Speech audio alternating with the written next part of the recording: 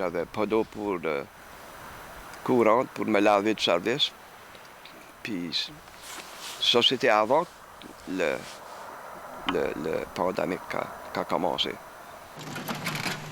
Malgré ses tentatives pour obtenir de l'aide, Laurent Bourque a traversé un hiver sans chauffage ni eau courante.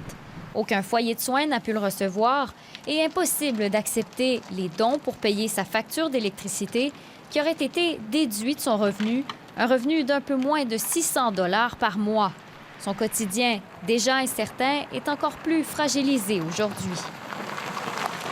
Puis quand le pandémie a commencé, là, c'était beaucoup plus ennuyant, là, parce que tu es tout seul, tu peux pas voir personne, tu peux pas avoir les affaires que tu veux quand tu les veux.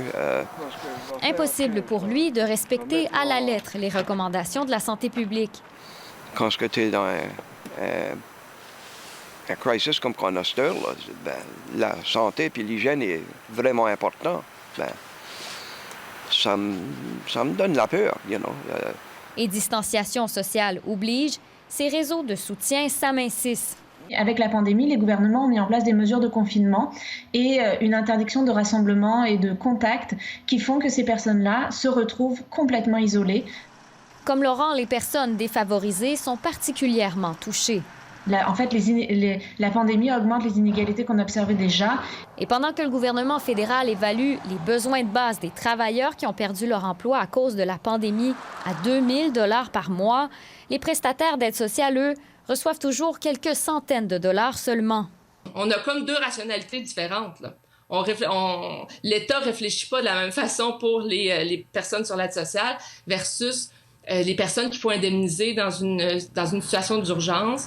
Une disparité est basée sur une conception persistante que les personnes qui bénéficient de l'aide aux revenus en tirent parti. Il y a aussi cette idée-là de pauvres méritants, là, de bons pauvres versus de mauvais pauvres là, qui ressurgit aussi. Pour Laurent, les mesures d'aide annoncées par le gouvernement devraient justement nous faire réfléchir. Ils ont prouvé que si qu'ils voulaient en faire un guaranteed annual income, là, ils sont complètement capables de le faire.